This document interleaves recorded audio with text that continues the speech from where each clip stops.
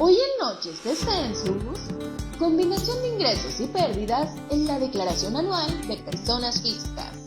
Presenta Antonio Aranda, invitada especial, especialista fiscal, Susana Mireles Arriola.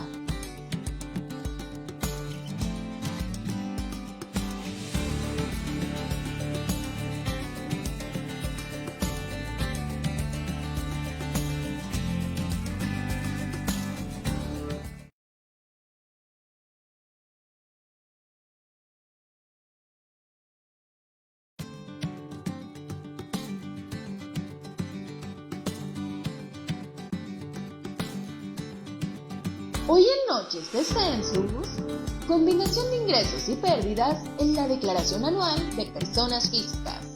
Presenta Antonio Aranda, invitada especial, especialista fiscal, Susana Mireles Arriola.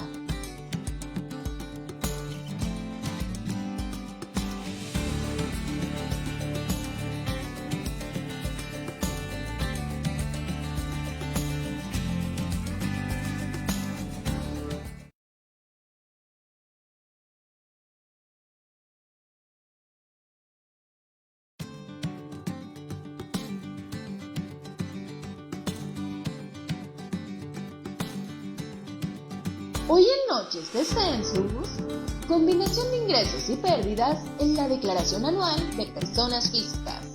Presenta Antonio Aranda, invitada especial, especialista fiscal, Susana Mireles Arriola.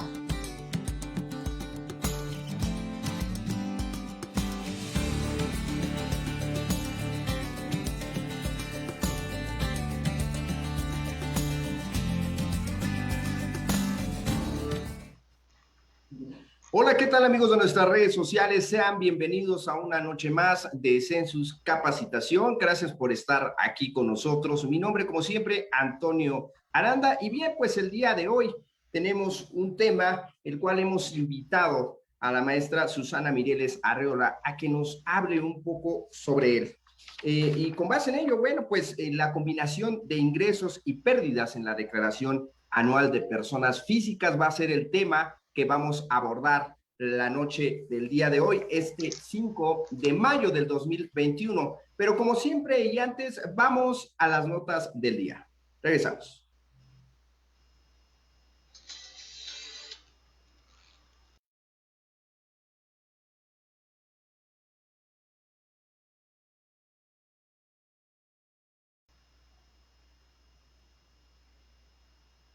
Bien, analistas ven una mejoría en la previsión económica, en este caso para México, de 4.9% en este 2021, según encuestas de Citibanamex. La perspectiva sobre la recuperación económica de México sigue a la alza, pues este año veríamos un avance de 4.9%, de acuerdo con la más reciente encuesta realizada por Citibanamex. Entre otras noticias, bien, pues Andrés Romer es acusado y señalado por violación, y por lo cual la unidad de inteligencia financiera también ha congelado cuentas.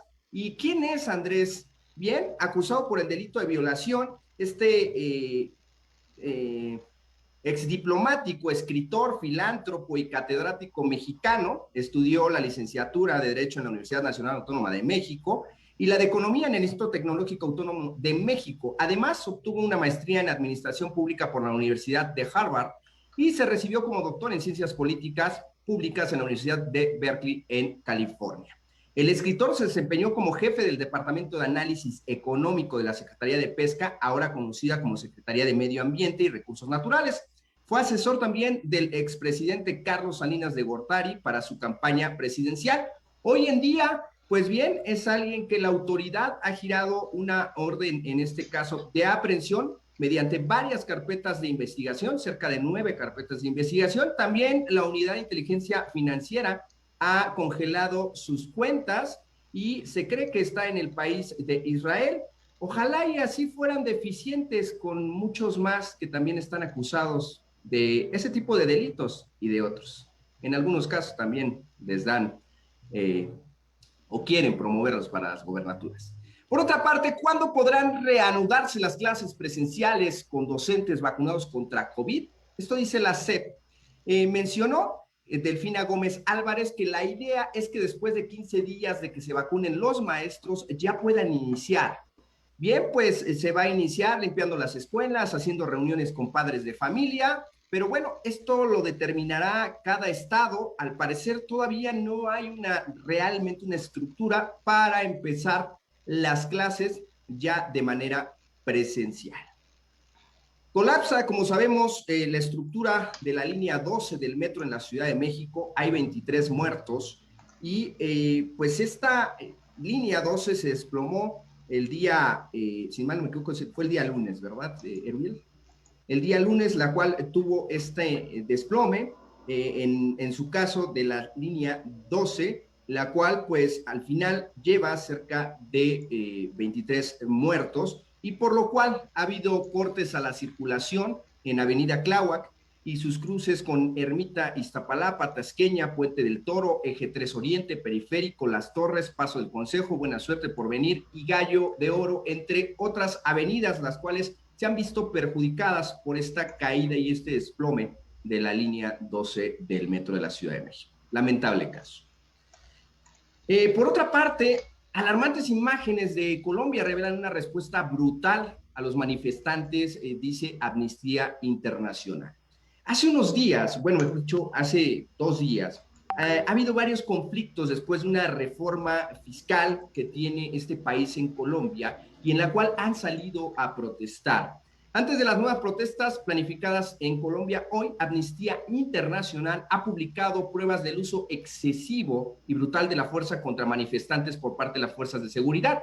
El Cuerpo de Verificación Digital de Amnistía ha analizado pruebas audiovisuales y puede confirmar que la policía colombiana ha utilizado armamento letal, incluidos rifles y armas semiautomáticas. Eso es lo que está viviendo el país de Colombia, a los cuales nuestros amigos de GDC Colombia, que siempre están con nosotros, les mando un abrazo a Camilo, porque bueno, se están pasando por ese tipo de situaciones, y a todas aquellas personas que también nos ven de esas latitudes, les mandamos un fuerte abrazo. Por otra parte, Elon Musk ofrece $100 millones a quien desarrolle tecnologías para combatir el cambio climático. Uno de los hombres más ricos del mundo, que es Elon Musk, mencionó que ofrecía este pasado jueves $100 millones en premios a inventores para que desarrollen formas de combatir el calentamiento global, eliminando el dióxido de carbono de la atmósfera y del océano. Ahora mismo solo tenemos un planeta, dijo Musk, presidente ejecutivo de Tesla. Incluso un 0.1% de probabilidad de desastres. ¿Por qué corre ese riesgo? Bueno, pues bien, es una locura. En enero, Musk había anunciado su intención de ofrecer $100 millones en premios y expuso las bases del concurso el jueves. Así le llama el Día de la Tierra, lo que los organizadores denominaron el mayor premio de incentivos de la historia. Durará 4 años hasta el Día de la Tierra, que así lo mencionó este CEO de Tesla, del 2025. $100 millones a quien encuentre la fórmula que elimine mediante un proyecto el dióxido de carbono en la atmósfera. Han sido varios los países que ya están incursionando para disminuir pues las emisiones también de carbono. México no es el caso. Bien, hasta aquí las notas del día y regresamos con este tema: combinación, ingresos y pérdidas en la declaración anual de personas físicas. Regresamos.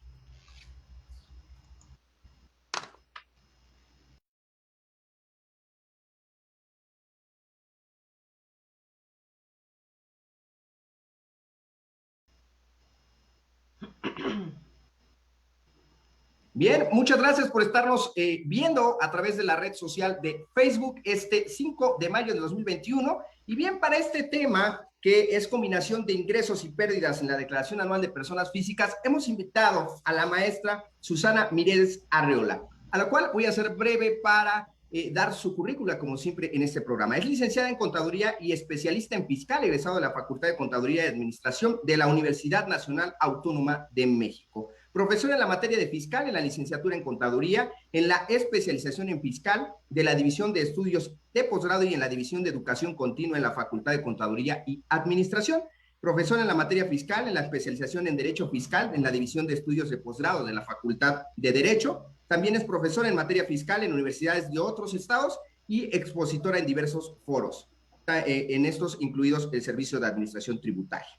También es autora del libro Contabilidad Fiscal Electrónica, y bien, pues ha sido asesora por más de 20 años en la elaboración de software contable, fiscal y administrativo. Es miembro del comité editorial de la revista Consultoría Fiscal y articulista en diversas publicaciones. Es co-conductora del programa de radio Consultoría Fiscal Universitaria, que se transmite todos los miércoles de 12 a 1 por Radio UNAM. Y también del programa de televisión Consultorio Fiscal en el canal 22 los martes de 12 a 1 de la tarde. Y bueno, para nosotros un lujo que esté con nosotros. Maestra, ¿qué tal? Muy buenos días. Tardes, perdón. Buenas tardes, noches. Bueno, soy licenciada y especialista fiscal, no tengo el grado de maestría, soy profesora, pero no soy maestra, nada más una aclaración en ese sentido. No, lo llamamos por maestra porque es todo aquel que enseña, entonces sí. Al final digo. Sí, pero bueno, más vale hacer la aclaración para que no haya ningún malentendido. Perfecto. Bien, los ingresos, las deducciones, las pérdidas fiscales que tiene una persona física, hoy en día está la declaración anual, dieron una ampliación hasta el último día de mayo, pero bien también nuestros amigos de las redes sociales han encontrado dificultades al enviar su declaración y pues es algo que vamos a hablar en esta noche. Entonces, ¿por dónde nos gustaría empezar, maestro? Bueno, hay que recordar que están obligadas a presentar declaración anual las personas físicas que obtienen ingresos, excepción, los ingresos que no se incluyen son los ingresos exentos, los ingresos por los que ya se pagó impuesto en forma definitiva. Y bueno, durante el año estuvimos haciendo pagos a cuenta del impuesto sobre la renta anual, pagos provisionales, o nos estuvieron aplicando retenciones por diversos tipos de ingresos. Y llega el momento de presentar la declaración anual donde se une todos los ingresos de diversos capítulos, pero tienen reglas para combinarse. Puede haber capítulos en los que tengamos pérdidas porque las deducciones autorizadas sean mayores que los ingresos, y hay ciertas condiciones que tenemos que cumplir para la aplicación de esas pérdidas en la declaración anual. No es tan fácil de mezclar una pérdida contra un ingreso acumulable en la declaración anual. Cada capítulo tiene sus propias reglas para sus pérdidas, en caso de que éstas existan. Y a veces se nos olvida esto. Hay pérdidas que pueden provenir de ejercicios anteriores y que a lo mejor ya ni nos acordamos o nos fuimos los contadores que preparamos la declaración del año anterior y pues es el momento a lo mejor de aplicarlas en este ejercicio. Eso no lo hace el formato prellenado del SAT, eso tenemos que hacerlo nosotros y a veces tenemos que revisar si efectivamente se están cumpliendo los límites que establece la ley o el formato está cometiendo errores y me permite hacer aplicaciones que no deberían hacerse o no me permite hacer aplicaciones que deberían hacerse, ¿no? Entonces a esto me refiero con esta combinación de ingresos acumulables y pérdidas en la declaración anual. Bien, ¿qué hacer cuando aparecen ingresos que realmente no reconoce la persona? Imaginemos alguien de sueldos y salarios, y de repente abre su declaración anual, su contador o él mismo, porque bueno, pues algunas personas lo intentan hacer ellas, las mismas personas. Bien, y encuentran ingresos que no le corresponden, que tal vez no checan con la parte de sus recibos de nóminas que en este caso les dio el patrón. ¿Qué hacer ante esa situación? Bueno, lo primero que tenemos que revisar, creo yo, antes de entrar a la declaración anual es revisar el visor de nómina. Este visor de nómina es tanto para patrones como para trabajadores. Entonces, en este caso, pues tenemos que revisar, en teoría el patrón me estuvo entregando los FDIs de nómina mes a mes, es obligación del patrón entregar los FDIs de nómina y pues en teoría deben coincidir con los que yo estuve recibiendo. Si hay alguna inconsistencia con estos ingresos plasmados en estos FDIs de nómina que están en el repositorio del SAT, que a final de cuentas esos son los que efectivamente se timbraron, pues tenemos que ver cualquier inconsistencia y bueno, y aclararla con el empleador en caso de que esta sea la situación, ver por qué de las diferencias y pues en todo caso ellos tendrían que hacer la modificación a través de CFDI sustitutos. Obviamente hubo un momento para eso, pero eso no implica que no pueda hacerse la corrección en este momento, ¿no? Si es que realmente se trata de un error. ¿Cuánto tarda aproximadamente cuando hacen esta modificación los patrones para que se refleje en el servicio de administración tributaria, en este caso en su software?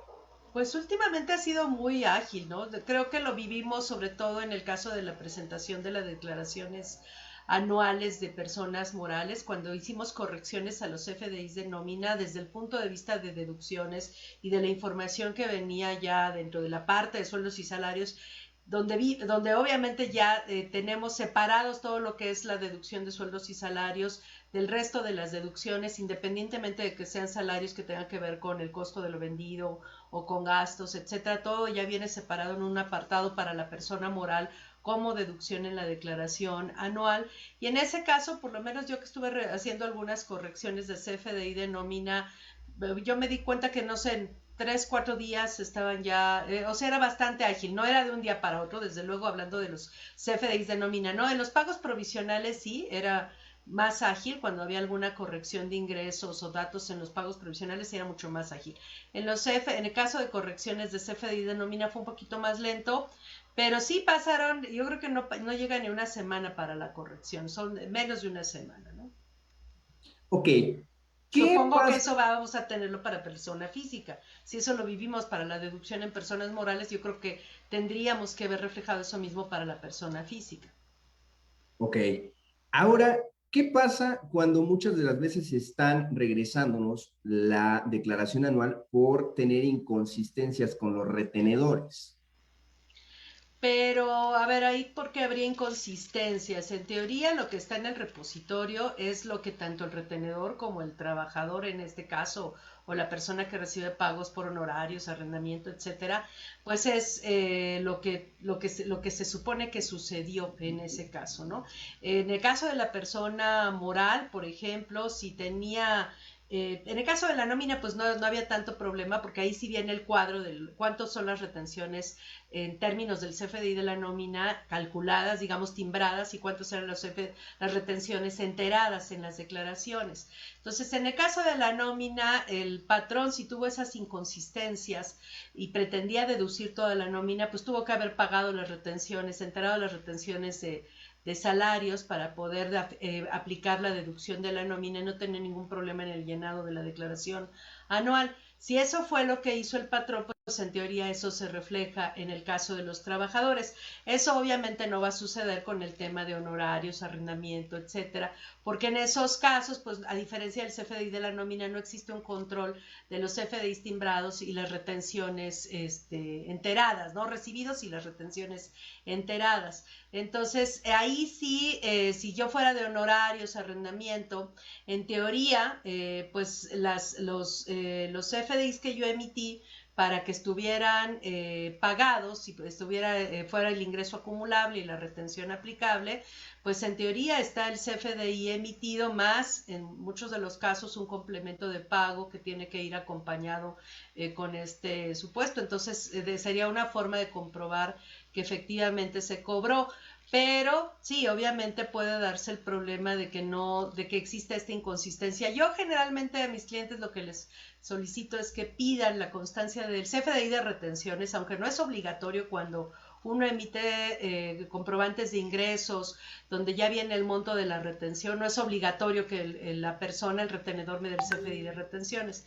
Pero para efectos de tener pues un elemento de prueba ante la autoridad en caso de que existan inconsistencias y me niegue la devolución de mi saldo a favor por alguna situación de este tipo, pues yo me amparo con el CFDI de retenciones que me emitió la persona moral que me hizo el pago, ya sea de rentas, de honorarios, etcétera, de que él me está diciendo que él tiene la misma información y que esa es la que yo voy a declarar, ¿no? Entonces eso de alguna forma ayuda como elemento de prueba para aclarar estas inconsistencias. Desde luego que pues tenemos que ver qué es lo que está sucediendo con el retenedor en caso de que me niegue la devolución del saldo a favor, ¿no? Y en caso de que se dé, es decir, que este retenedor no haya enterado esta retención, digo, al final, dentro de lo que entera el retenedor, pues viene lo de sueldos, pero también vienen otro tipo de retenciones de muchas personas. Sí, Hubo inconsistencias, tal vez no las entregó y hemos visto, o sí me ha tocado, de varias personas que le han rebotado diciendo hay no inconsistencias en pagaron. el retenedor. Ahora, mi pregunta sería, ¿qué hacer? Porque los amigos de las redes sociales mucho preguntan, ¿meto una complementaria o la mando ya de forma manual, ¿no? En el caso del FED. ¿Qué tendrían que llevar a cabo? Pues bueno, si hay una devolución de saldo a favor, pues mientras no aclaren estas inconsistencias, el SAT no les va a devolver. Pueden presentar la declaración corrigiendo estos ingresos. Si se trató realmente de un error, bueno, pues ahí sí tienen que hacer la complementaria. Si ellos les pagaron, les retuvieron y no enteraron las retenciones al SAT, pues creo que en primera instancia tendrían que verlo directamente con el retenedor para ver por qué estoy teniendo problemas. Si él me retuvo, ¿por qué no enteró mis retenciones? Y bueno, en ese caso, pues obviamente es un problema que tendría que resolver la autoridad con el retenedor. A mí me quitaron el dinero para el pago de los impuestos y ese dinero lo tiene la persona moral que me hizo el pago de honorarios, de arrendamiento, etcétera. Y tendría que exigírselo entonces la autoridad a ellos. No tendría yo por qué disminuir mi saldo a favor por esa cantidad, porque sería como una especie de doble pago, ¿no? Ya me quitaron el dinero, no me pagaron completo el recibo, porque se supone que hubo una retención de por medio, y ahora si corrijo mis ingresos, considerando que estos, ¿cómo se llama? No voy a disminuir mis retenciones porque no las enteraron, pues imagínense, vamos a tener doble pago del impuesto, de la retención. Entonces, en ese caso creo que es un problema del entero de las retenciones por parte de la persona moral con la autoridad, ¿no? En ese supuesto. Claro, ahora, dentro de las pérdidas, pudimos haber tenido pérdidas por un régimen, a lo mejor por actividad empresarial y profesional, en el capítulo 2. Sin embargo, puedo llevármelas, hay varias preguntas que pueden ser, ¿puedo llevarme estas pérdidas para los ingresos de arrendamiento, por ejemplo, o para No, otro tipo de ingresos? ¿Cada no. pérdida va conforme cada capítulo? Son 9 tipos de ingresos, de acuerdo a los 9 capítulos de tipos de ingresos del título 4 de personas físicas. Dentro de estos 9 capítulos de ingresos, los primeros 2, que son salarios, el capítulo primero, y honorarios y actividades empresariales, el capítulo segundo, no se mezclan con los demás capítulos. Los capítulos que sí se mezclan entre sí son del capítulo 3 al 9 en cuanto a pérdidas, me refiero en cuanto a pérdidas. Entonces, en este caso, pues en salarios obviamente no hay deducciones autorizadas, no hay pérdidas.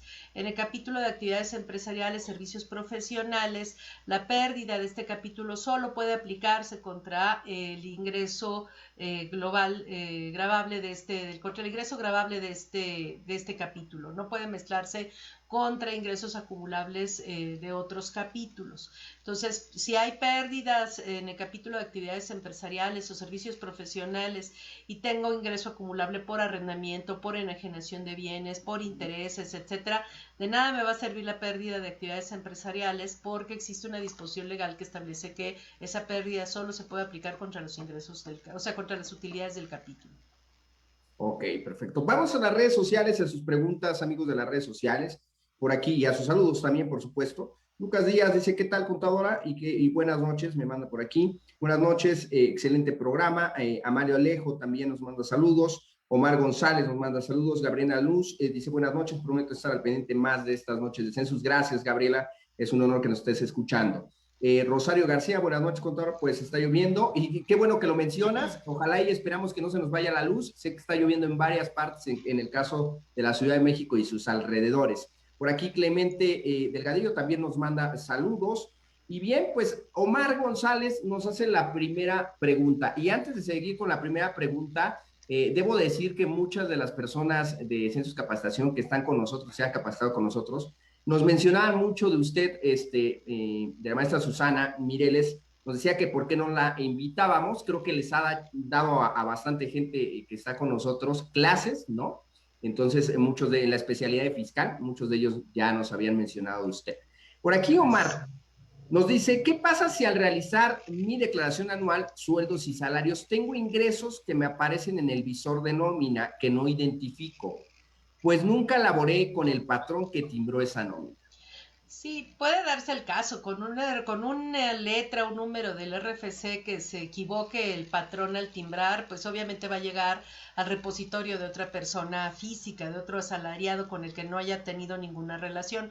Yo creo que ahí tiene que reportarlo al SAT y decirle, recordemos que a partir de este año el SAT puede funcionar como conciliador o mediador entre una persona y otra cuando hay algún conflicto en cuestión de emisión de comprobantes. Entonces, en este caso, pues hay que pedirle a la autoridad, hay que reportar a la autoridad que yo no reconozco ese ingreso y que por lo tanto no lo voy a acumular. Esto hay que hacerlo a través de un caso de aclaración, a través del portal del SAT. Y ahí no hay otra prueba más que negar la existencia de la relación laboral, ¿no? Ok, y con esto tendría, obviamente, el La SAT tendría autoridad, que pagar. la autoridad tendría que comunicarse con la persona que timbró este CFDI, con el empleador que timbró este CFDI, para que revise y haga las correcciones correspondientes. De ser posible, si yo puedo localizar a esta persona, decirle que pues, tratar de comunicarme, decirles que yo tengo estos CFDIs de nómina que no me corresponden y que voy a presentar la queja a la autoridad para que se haga la cancelación o la corrección del RFC en caso de que sea esto y se haya emitido con un RFC con errores que no corresponde y que se haya asignado se me haya asignado como ingreso cuando yo no tengo ninguna actividad realizada con esta persona, con este empleador, ¿no? Aquí Lucas Díaz nos pregunta, mientras tanto, respecto a la pregunta, ¿se puede descontar ese ingreso falso? O sea, aquí el problema es que es información que ya viene precargada en este supuesto. Habría que ver la posibilidad de eliminar al retenedor dentro de la página del SAT. Si el programa me lo permite, a mí no se me ha presentado este supuesto, no he intentado modificar. Digo, obviamente en el caso, por ejemplo, de deducciones personales, sí permite eliminar, agregar, etcétera. No sé en el caso de retenedores, si estamos seguros de que no tenemos nada y el programa me permite eliminar este registro, pues sí, desde luego tendría que hacerlo, pero yo lo acompañaría con un caso de aclaración de cualquier forma. Perfecto. Aquí Geis Becerra nos dice, siendo asalariado, el escrito que presento a mi patrón haciendo mención que yo mismo presentaré mi declaración, ¿es por cada año? Sí, es una opción que se ejerce por cada año el presentar la declaración anual si no estoy obligado. Entonces, por cada año se ejerce la opción o no se ejerce la opción. El escrito en sí no es obligatorio. Ya hay criterios normativos derivados de una jurisprudencia de la Suprema Corte de Justicia de la Nación que establece que aunque el trabajador no le entregue el escrito, no notifique al empleador que va a hacer la declaración anual, el SAT no le puede negar la devolución estableciendo eso como un requisito. Entonces digo, sí, de preferencia hay que hacer el escrito al empleador y es una opción que se ejerce o no se ejerce cada año se decide de manera diferente, independiente uno del otro, pero en caso de que no se haya presentado el escrito, no es un obstáculo para la recuperación del saldo a favor que en su caso resulte. Bien. Por aquí Leticia Sánchez dice, buenas tardes, persona física con actividad empresarial y arrendamiento. Vende 2 casas de las cuales no recibe dinero, ya que tenía una deuda con la persona a la cual le da las casas. Todo esto ante notario.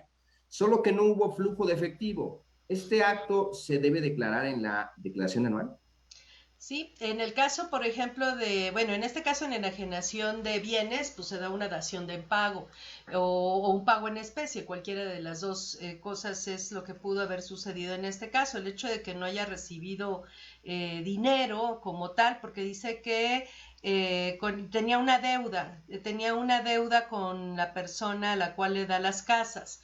Entonces, en este supuesto le fue una dación en pago, que es una forma de transmitir la propiedad. El artículo 14 del Código Fiscal de la Federación establece que se considera enajenación cualquier forma con toda transmisión de propiedad, aún en la que el enajenante se reserve el dominio del bien enajenado. Y se dan una lista enunciativa, más no limitativa, de lo que puede ser enajenación. Digamos que todo se ciñe a esta afirmación genérica de que cualquier transmisión de propiedad es enajenación. En el capítulo de enajenación de bienes, capítulo 4 del título 4 de personas físicas, de hecho es el primer capítulo que no requiere flujo de efectivo para ver ingreso acumulable, que no esté efectivamente cobrado.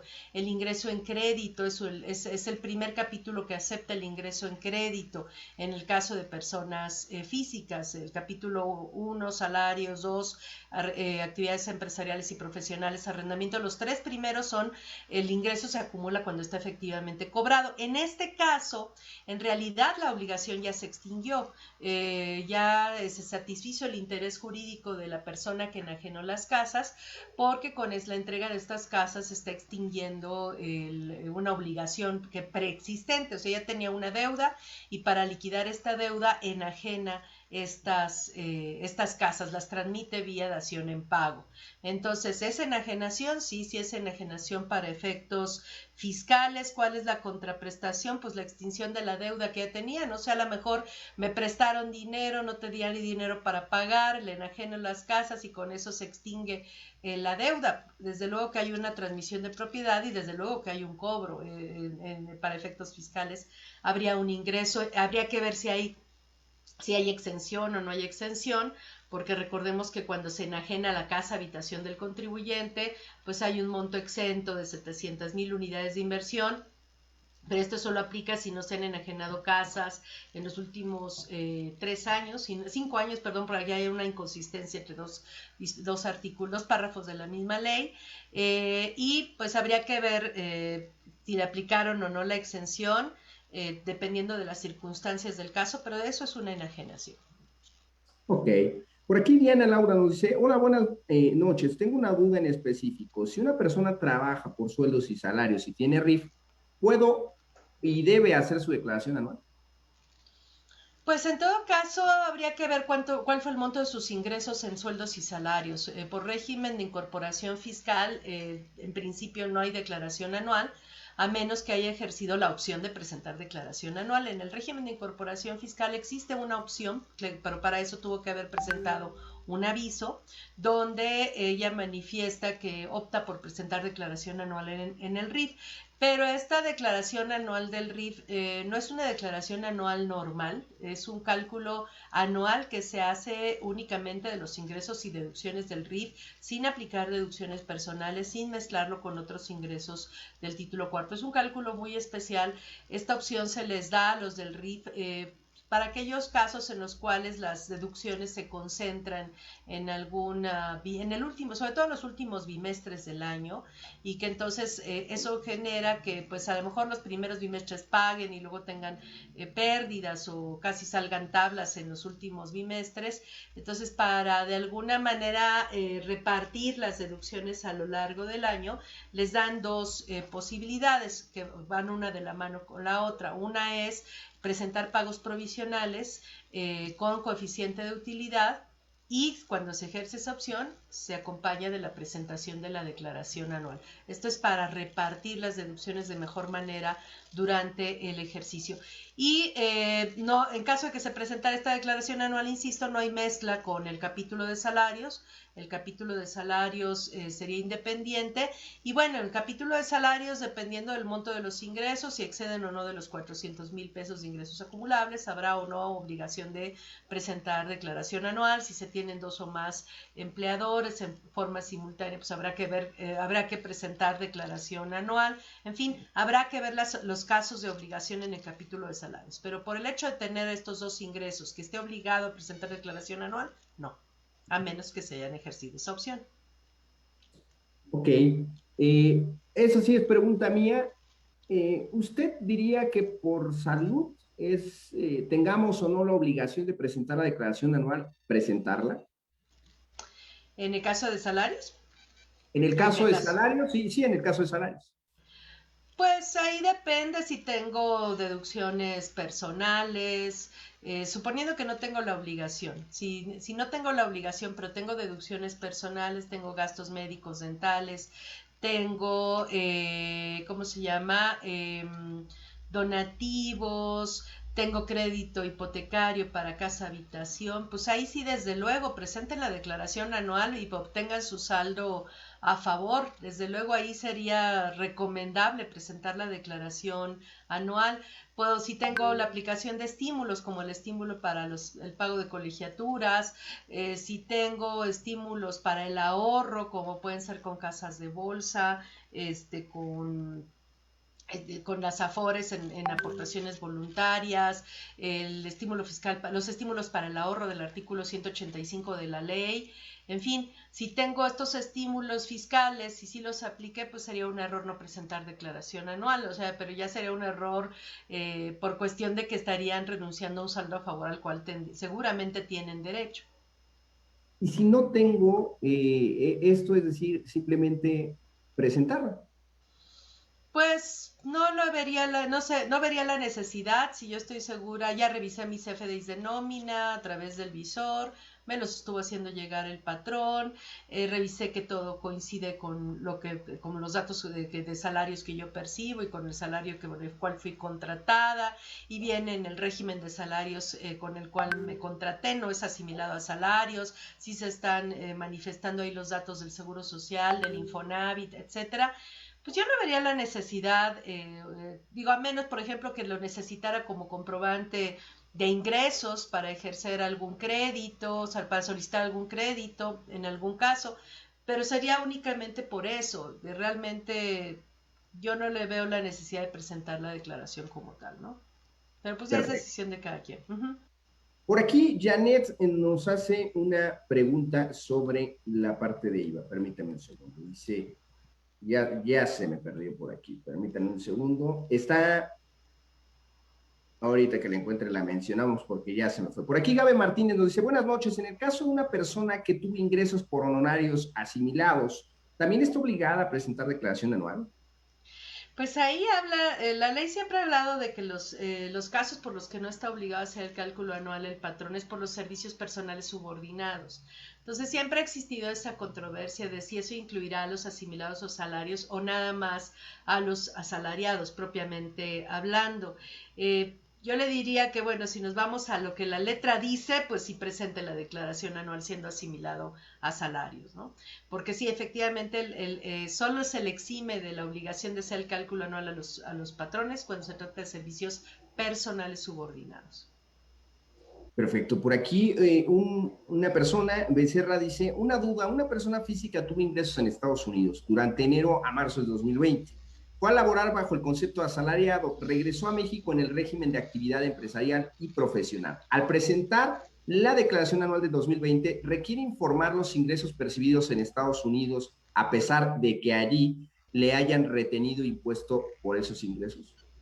Por lo que entiendo, él residía en otro país hasta marzo de 2020. Si era residente para efectos fiscales allá, o sea, si ella tenía su casa habitación y después ya se vino a vivir, hizo un cambio de residencia fiscal a México, pues ahí en todo caso adquiere la obligación de declarar estos ingresos, pues sí, siendo residente en territorio nacional, pues a partir de que cambia su residencia a México. Ahora, el cálculo, en el caso de personas físicas no hay ejercicios irregulares, como lo habría en el caso de una persona moral, que se considera que inicia actividades cuando se constituye prácticamente. Pero en el caso de las personas físicas, el ejercicio coincide con el año de calendario. Entonces, en este caso son los ingresos que percibió en el año, pero si de enero a marzo esta persona no tenía obligación porque no era residente en territorio nacional, yo creo que estos ingresos no serían objeto del impuesto sobre la renta, siempre y cuando tuviera residencia para efectos fiscales allá, en ese periodo. Ahora, si realmente obtuvo ingresos por salarios, pero estaba trasladándose a México y realmente tenía residencia para efectos fiscales en México, pues sí tendría que incluir estos ingresos y acreditar el ISR pagado en el extranjero. Perfecto. Por aquí Gaby Martínez dice, buenas noches. En el caso de una persona que tuvo ingresos por honorarios asimilados, también está obligado a presentar, bueno, creo que ya lo habíamos mencionado. Y Gabriel Luz y Gaviño nos dice una pregunta, la persona física quiso emprender y constituyó una sociedad del cual es socio. Actualmente no opera esta sociedad y la persona física entró a laborar una empresa externa con el esquema como sueldos y salarios y asimilados. ¿Habrá algún conflicto por ser socio del primer punto? No, es accionista de otra persona moral, ¿no? Totalmente diferente a la que lo emplea.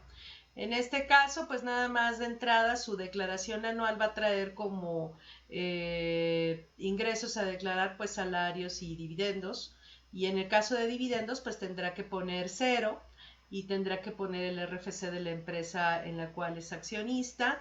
Y yo no he tenido problemas. Ha habido algunas personas que se han quejado de que no los ha dejado pasar de esta forma en la declaración anual. Yo no tuve, hoy precisamente presenté una declaración en estos términos y no tuve ningún problema para que me las aceptara. Bien, aquí Omar González vuelve a preguntar, ¿qué pasa si una persona que tributa como régimen de incorporación fiscal, RIF, realiza la venta de un terreno? ¿Tendría que presentar la declaración anual y tendría que salir del RIF? No, no tendría que salir del RIF. Ese es un ingreso que queda fuera del régimen de incorporación fiscal. De hecho, en el reglamento de la ley del impuesto sobre la renta se establece, más bien, la ley del impuesto sobre la renta se establece la obligación de los fedatarios de hacer el cálculo anual, perdón, del pago provisional de los enajenantes de bienes. En este caso, el régimen de incorporación fiscal es uno de los casos que queda, a pesar de que es una actividad empresarial, el fedatario sí está obligado a hacer el cálculo del impuesto, caso que no sucede con actividades empresariales. En actividades empresariales, régimen general de ley, el reglamento sí les dice que ahí si la persona le demuestra más bien le declara al fedatario que el inmueble que está enajenando es de su actividad empresarial y que él tributa en actividades empresariales y que él va a hacer el pago del impuesto, entonces en ese caso el fedatario queda liberado de la obligación de hacer el cálculo y recaudar el impuesto cuando se trata de esta operación, pero lo cual no sucede con el régimen de incorporación fiscal. En el régimen de incorporación fiscal, es el artículo 212 del reglamento, dice que si las enajenaciones, segundo párrafo, que si las enajenaciones son efectuadas por contribuyentes que tributan en el régimen de incorporación fiscal, los notarios, corredores, jueces y demás fedatarios que por disposición legal tengan funciones notariales deberán efectuar el cálculo y entero del impuesto en los términos del artículo 126, esto es en términos del capítulo de enajenación de bienes, lo que implica que entonces la persona física va a estar obligada a presentar declaración anual no por los ingresos del RIF, sino únicamente por el ingreso por enajenación de bienes en el caso del terreno.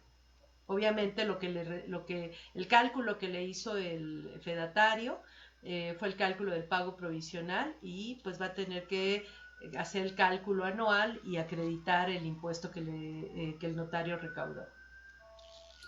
Una pregunta, ¿el uso del comprobante fiscal es mérito para que te rechacen, en este caso, la deducción personal? ¿Alguien hizo el uso del CFDI como gastos en general y no como servicios, en este caso, médicos o odontológicos, etcétera?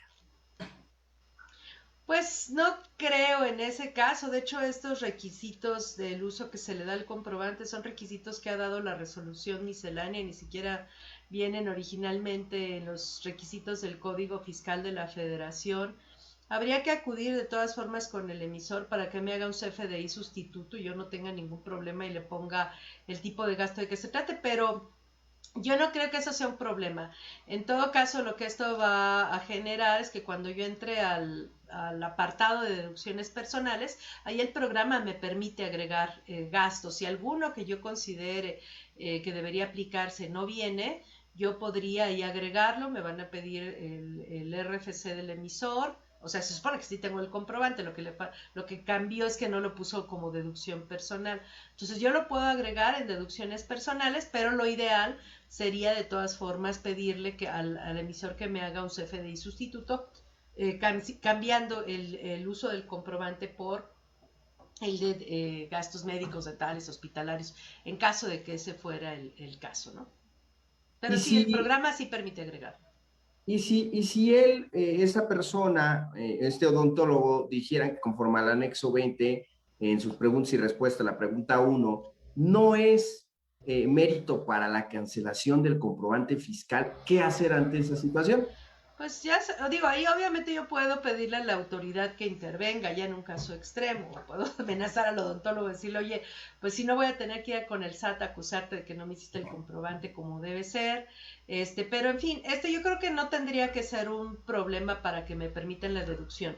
Si es un honorario médico, dental, hospitalario, si la clave del producto o servicio corresponde a eso, si el pago se hizo con cheque, transferencia electrónica, tarjeta de crédito, débito, creo que la deducción tendría que proceder, aun cuando el uso que le vayan a dar al comprobante haya sido que al final de cuentas también dentro de los datos, dentro de las opciones que permite el catálogo de conceptos para generar el comprobante está por definir. Yo pude haber puesto por definir y no puse ni gasto en general ni deducción, y eso no implica que yo no pueda aplicar la deducción personal en la declaración anual. Creo yo que no sería un problema mientras las formas de pago, mientras la clave de producto o servicio, mientras el servicio correspondiera a los conceptos que la ley establece como deducibles. Yo agregaría este concepto en forma manual y a lo mejor le enviaría un caso de declaración al SAT si lo considero pertinente, o a lo mejor de todas formas le pido al emisor que me haga la corrección para el uso, o a lo mejor lo dejo así y pues veo a ver qué sucede. Ya solo en caso de que la autoridad me lo rechace, pues bueno, veo la sustitución del CFDI, ¿no? Pero en principio yo creo que no hay problema, sino para que existe la clave por definir, ¿no? Claro. Por aquí Gabriela Luz Gaviño dice, me he encontrado con el caso que la persona física es accionista de una persona moral y en su constancia de situación fiscal solo está por servicios profesionales y así hace su declaración anual. ¿Qué es lo correcto a informar y declarar? Bueno, ahí hay que recordar que el año pasado las personas morales estuvieron obligadas a actualizar la información de sus socios o accionistas. En teoría, con esta información el SAT iba a actualizar el Registro Federal de Contribuyentes, y si este accionista se incorporó como accionista de una persona moral en forma posterior a la fecha inicial de constitución, pues obviamente antes no existía la forma de decirle al SAT hay nuevos accionistas o ya cambió ya está pero ahora tanto a través de la página de la Secretaría de Economía, del PSM, de la Secretaría de Economía, de las publicaciones de sociedades mercantiles, como a través del Código Fiscal de la Federación, se establece la obligación de informar tanto a la Secretaría de Economía como al Servicio de Administración Tributaria de la nueva estructura accionaria de la persona moral, de cómo se encuentra integrada.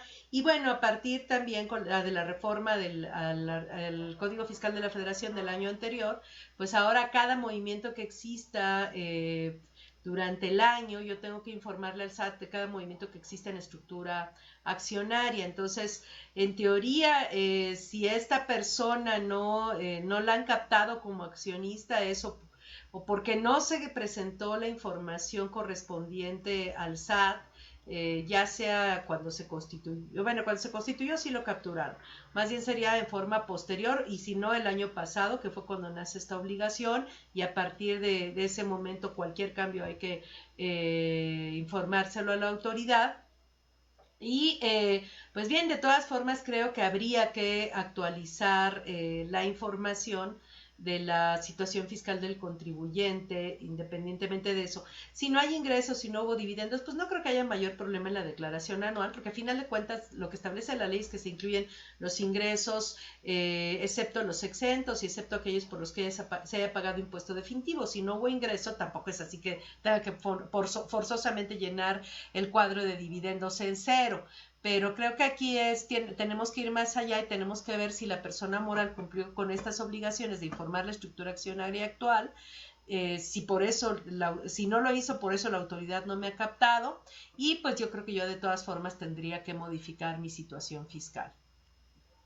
Por aquí nos preguntan, si un trabajador no rebasó, Lucas Díaz dice, si un trabajador no rebasó el límite de los 400,000 y obtuvo un préstamo bancario y este préstamo no rebasó los 600,000, debe presentar declaración anual, y en su caso que el préstamo hubiese sido por un peso arriba de los 600,000.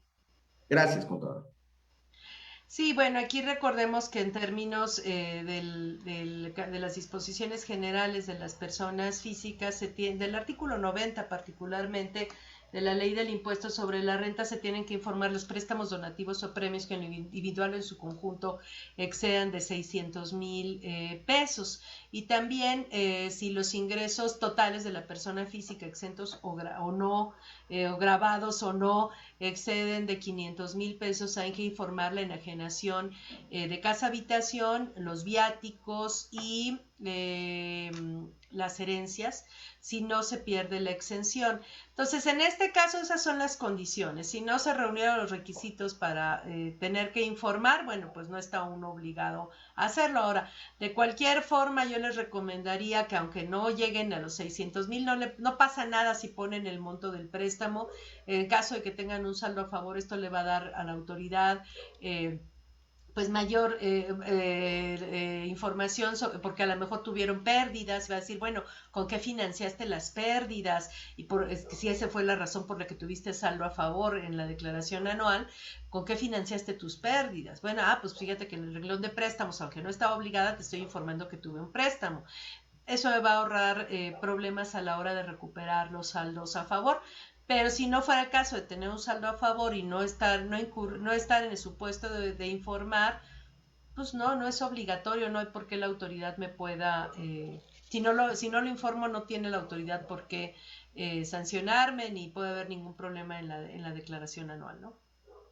Ok, perfecto. Bueno, pues, ¿qué le recomendaría en el caso de las personas físicas? ¿Cuáles son los puntos que no tienen que olvidar y que ponen en riesgo, en su caso, en esta presentación de declaración anual?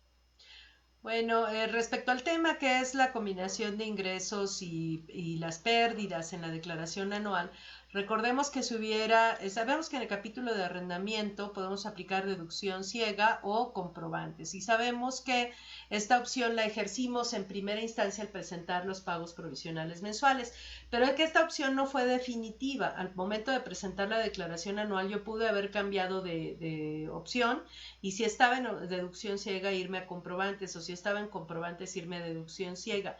Si yo apliqué durante el año deducción ciega y en la declaración anual veo que me conviene más comprobantes, porque en realidad tendría pérdidas de aplicar estos comprobantes, sobre todo en 2020, que fue un año bastante atípico por el tema de la pandemia, y para los arrendadores, sobre todo de locales comerciales, fue muy, muy complejo.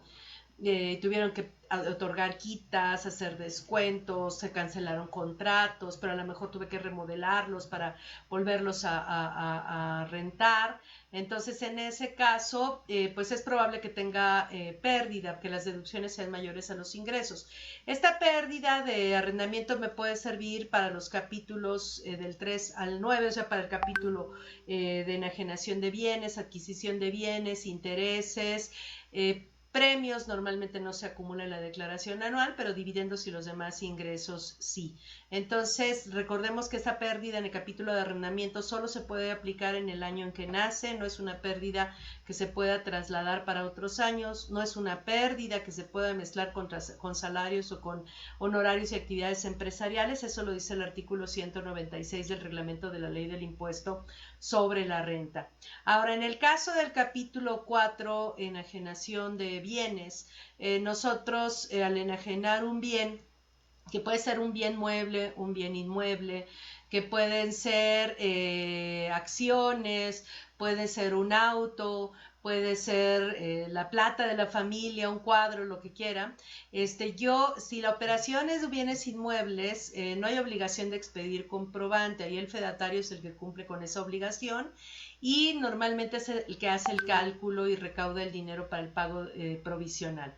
Pero en el caso de enajenación de bienes muebles, incluyendo acciones, es indispensable emitir un CFDI por la enajenación. Si yo vendo mi auto, o si sea mi auto usado y yo sea asalariada, yo tengo que emitir un CFDI por la venta de mi auto. Es obligatorio por la enajenación de cualquier bien mueble que quede grabado en los términos del capítulo 4 de enajenación de bienes, emitir CFDIs es obligatorio.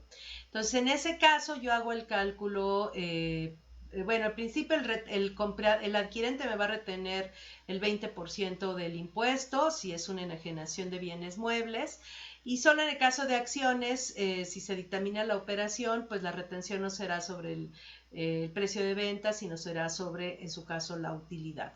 Pero bueno, hay todo un procedimiento en ese caso. Pero en caso de haber pérdida, La pérdida en el capítulo de enajenación de bienes solo se reconoce en dos casos. Por la venta de acciones y por la venta de inmuebles. No existe, si yo perdí en la venta de un auto, en la venta de un bien mueble, no puedo, esa pérdida no existe para efectos fiscales, más que ya lo dije en el caso de enajenación de acciones, en el caso de enajenación de inmuebles. Y solo en estos dos casos, enajenación de acciones y enajenación de inmuebles, estas pérdidas que se generen se van a poder mezclar con los capítulos 3 al 9, o sea, con los ingresos por arrendamiento, por intereses, por adquisición de bienes, por dividendos y los demás ingresos. Y esta pérdida del capítulo de enajenación de bienes, ya sea pérdida en venta de acciones o pérdida en enajenación de inmuebles, esta pérdida se puede aplicar en el año en que se genera o en los 3 años siguientes. Es la primera pérdida que se puede trasladar a los ejercicios siguientes. Entonces, si en años anteriores vendí un inmueble o vendí acciones y tuve pérdida, tengo que ver pues cuál es esa pérdida que me queda pendiente de aplicar para los 3 años siguientes, que es el plazo que establece la ley. En ese caso, la ley permite la aplicación de la pérdida en dos partes, una vía una amortización contra ingresos y otra vía un acreditamiento contra impuesto por enajenar bienes. Esto es lo que establece el capítulo de enajenación de bienes. Si son pérdidas por enajenación de títulos que se colocan entre el gran público inversionista, acciones, títulos de deuda que cotizan en bolsa, títulos que cotizan en bolsa más bien, en ese caso el impuesto se paga en forma independiente, neteando pérdidas contra ganancias, pero igual si en años pasados tuve pérdidas en estas enajenaciones que regula el artículo 129 de la ley, pues las pérdidas que no se hayan podido aplicar en años anteriores se pueden aplicar en los años siguientes para netearlas contra las ganancias en la enajenación de títulos que cotizan en bolsa, y sobre el neto de utilidades y pérdidas se paga el 10% de impuesto en forma definitiva. Otro capítulo que es mucho más común que haya pérdidas y a veces se nos olvida, pues es el capítulo de intereses, que ese también se puede trasladar a los ejercicios siguientes, a los 5 ejercicios siguientes, se puede aplicar contra los ingresos de los capítulos 3 al 9, y en fin, existen distintas reglas para cada tipo de pérdida, dependiendo del capítulo en el que se hayan generado. Algunas solo se aplican en el año, como la de arrendamiento y como la de adquisición de bienes, y otras sí se pueden aplicar en el año y en ejercicios siguientes, pero cada una tiene su periodo de amortización. En el caso del capítulo 4, el año y 3 más, con una mecánica muy particular. En el caso de intereses, el año y 5 más. En el caso de capítulo de los demás ingresos, si ahí se acumularon intereses, que puede ser otro capítulo donde hay intereses, es el año y 4 más. En fin, las reglas cambian para cada tipo de ingreso. Por aquí tenemos unas preguntas, dice Ellen Meléndez Rojo. Buenas noches, contador y contadora. Si tuve un depósito, por ejemplo, 10,000 pesos, ese dinero nunca pagó en impuestos. ¿Es un ingreso que sumo a mis ingresos como asalariado? Pues no tendría por qué ponerlo como ingresos por salarios, porque no están timbrados en ningún CFDI de nómina. El empleador no está aceptando que se los haya pagado, que la forma de hacerlo es a través de la emisión del CFDI de nómina. Si estos ingresos no tienen nada que ver con salarios, pues no podría sumarlos a ese monto. Tendría que ponerlos en todo caso en el capítulo de los demás ingresos. Perfecto. O Aquí en otro Verónica, capítulo más asociado con la fuente de ese ingreso, ¿no? ese ingreso. Por aquí Verónica Villanueva dice, muy buenas noches, una persona física régimen de actividad empresarial el año pasado compró un departamento. El pago lo realiza en varias parcialidades. Aún no se ha realizado el pago en su totalidad. La pregunta es, ¿el vendedor tiene que expedirme un comprobante fiscal por cada pago o hasta el momento en que se liquide? Y en este sentido, ¿entraría en la declaración anual del 2020 o hasta este año? Gracias. Habría que ver quién es el vendedor. Si el vendedor es una persona moral o una persona física con actividades empresariales o servicios profesionales, y el inmueble que le enajenó es un inmueble... Bueno, vamos por partes. Primero, si el inmueble si se lo vendió una persona moral, Desde luego que el vendedor tiene que darle un CFDI por la venta y un CFDI con complemento de pago por cada una de las parcialidades. Si el vendedor es una persona física con actividades empresariales o servicios profesionales y el inmueble es parte de del patrimonio de la actividad, tiene que emitirle un CFDI por la enajenación y un CFDI con complemento de pago por cada parcialidad que cobre. Si el vendedor es una persona física y le está vendiendo su casa, un departamento que tenía, en ese caso el capítulo 4 de enajenación de bienes, como ya había mencionado, es un capítulo que permite la acumulación del ingreso en crédito. Y entonces en ese caso, habiendo venta, aunque no se haya cobrado todo el precio, el impuesto sobre la renta se tiene que pagar pues en el momento, en el ejercicio en que se haya vendido, independientemente de que el precio se cobre a lo largo de varios años. Existe una opción donde al vendedor le dicen que si la venta es a más de 18 meses y se garantiza, el plazo para el cobro, perdón, es a más de 18 meses y se garantiza el interés fiscal, entonces en ese caso se puede diferir el pago del impuesto sobre la renta del ingreso de la ganancia en la enajenación del bien que no sea acumulable para fines del ISR, pero el ISR de la ganancia acumulable se paga todo en el año de la venta, aunque no se haya cobrado el 100% del precio. Y de hecho ahí lo que se hace es que el impuesto se va pagando en proporción a la forma en que se cobra el precio. Por ejemplo, si en el año 1 se cobró el 50% del precio, y luego en el año 2 el 30% y en el año 3 el 20%, en el año 1 se paga el 50% del ISR de la ganancia no acumulable y el 100% del ISR de la ganancia acumulable. En el año 2 se paga el 30% del ISR de la ganancia no acumulable y concluye el pago del impuesto con el 20% del ISR de la ganancia no acumulable en el año 3, pero tiene que mediar la garantía del interés fiscal. Perfecto. Pues bien, aquí nuestros amigos de las redes sociales, creo que fue la última pregunta que realizaron. Por parte de Census Capacitación, gracias por estar con nosotros, licenciada Susana Mireles Arreola, por permitirnos dar este espacio para hablar un poco sobre las personas físicas y sus ingresos, sus deducciones, sus pérdidas. Y bien, pues hablar de este tema que hoy por hoy, pues es lo que están viviendo los contadores, dado que se está acabando el término para la presentación de declaración anual de personas físicas. ¿Algo más que quisiera mencionarnos, por favor, al auditorio? Pues no, nada más, realmente que revisen las declaraciones de años anteriores, que no pierdan el derecho a la aplicación de las pérdidas, que vean las opciones que establece la ley para cada capítulo y que definan cuáles son los efectos en caso de que se ejerza tal o cual opción. Y pues que ejerzan la que elijan, pues que sea conciencia de los efectos que se generan. Que no se vayan nada más con la idea del formato prellenado. La verdad es que tenemos que saber de dónde sale cada cálculo y cuáles son las opciones que existen. Es probable que el formato tenga error y que no esté hecho en apego a la ley, y pues yo tendría que enviar un caso de aclaración a la autoridad para que corrijan el formato. Bien, amigos, pues muchas gracias por estar con nosotros en esta emisión más de Noches de Census, en esta hora que tenemos programada este 5 de mayo del 2021. Muchas gracias, licenciada Susana Mireles Arreola. Gracias por estar con nosotros en este espacio. Y bien, pues aquellas personas que vean la repetición, ojalá nos ayuden a llegar a más personas, replicando, pues bien, pues esta transmisión que hicimos en Facebook Live de Census Capacitación. Muchísimas gracias, nos despedimos. Recuerden, en 30 minutos entramos en Rompiendo Paradigmas, el programa del contador Martín Rojas Tamayo y su servidor. Maestra, licenciada Susana Mireles, muchísimas gracias por haber estado con nosotros.